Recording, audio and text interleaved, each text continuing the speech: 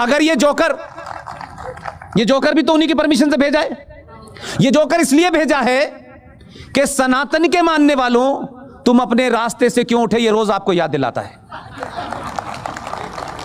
ये रोज आपको बताता है, ये रोज आपके सोए हुए जमीर को बताता है कि तुम कितने कायर लोग थे।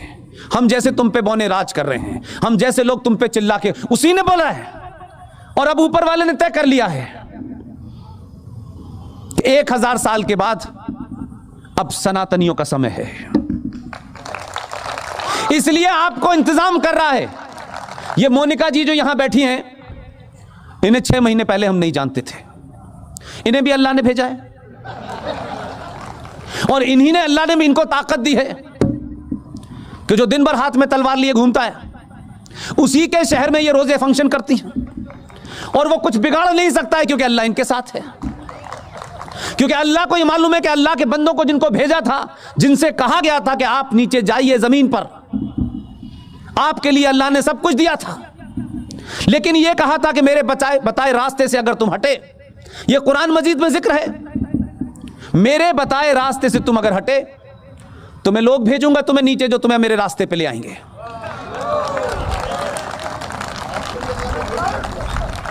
अब मुझे बताइए, शुरुआत नेहरू जी से की और खत्म मनमोहन सिंह पे किया। अब लोग पूछते हैं ऐसा क्यों हो गया।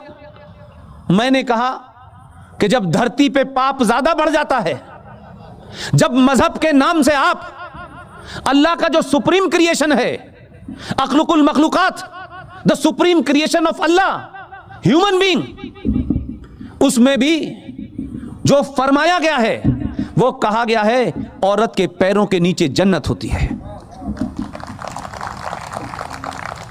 इतनी ताकत दे करके हम तो हजार सालों से कह रहे हैं, हम 1400 साल से नहीं कह रहे, हम तो हजारों सालों से कहते हैं कि जिस समाज में महिला का उत्पीड़न हो, महिला रोती हो, जिस समाज में बलात्कार बड़ा कॉमन हो, वो समाज, वो राष्ट्र कभी तरक्की नहीं कर सकता।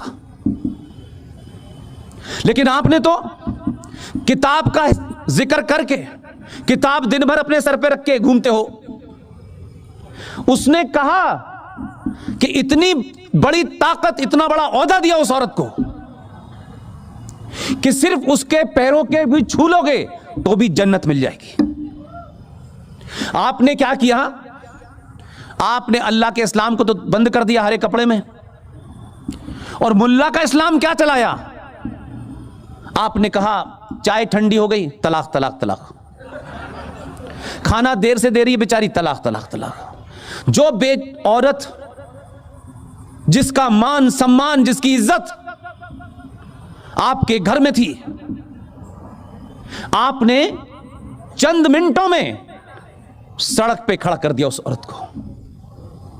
और उससे कोई इस देश में इस्लाम का ठेकेदार, चाहे देवबंद हो, चाहे बरेलवी हो, चाहे अहले हदीस हो, ये जो 72 दुकानें इस देश में इस्लाम के नाम पे चल रही हैं, कोई उस औरत को रेस्क्यू के लिए नहीं आया। एक गरीब औरत धक्के खाती रही 20 साल तक, मुझे तलाक चाहिए अपने शौहर से। किसी इस्लामिक स्कूल ने नहीं कहा कि ये मुसलमान औरत है, तलाक मांग रही है, इसको तलाक क्यों नहीं दिया जाता ठीक से।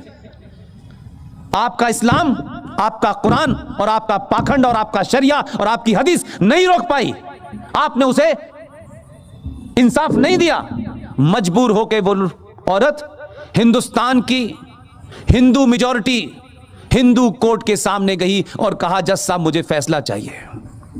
आखिर में उसका यकीन वहां गया जहां उसको लगता था यहां मुझे न्याय मिलेगा, और सारे जज हिंदू थे।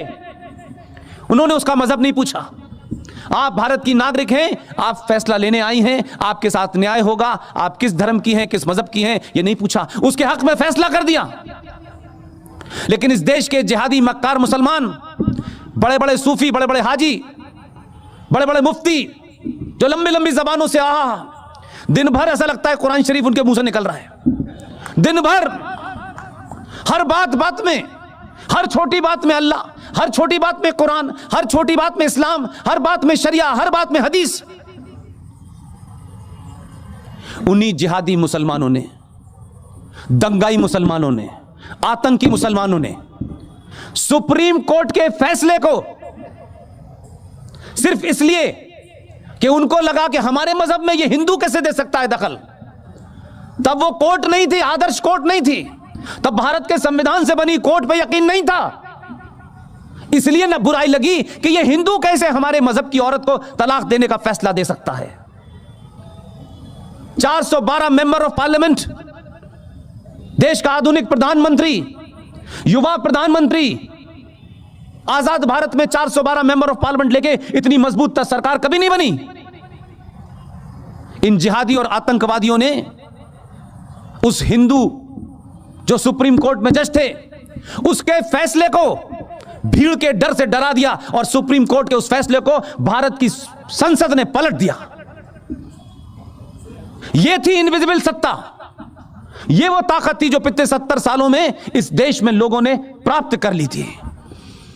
हमारा दिल चाहेगा तो सुप्रीम कोर्ट की मानेंगे, हमारा दिल चाहेगा तो नहीं मानेंगे, हमारा दिल चाहेगा तो संसद की मानेंगे, हमारा दिल चाहेगा तो नहीं मानेंगे। यह गलतफहमी दिमाग से निकाल दीजिएगा।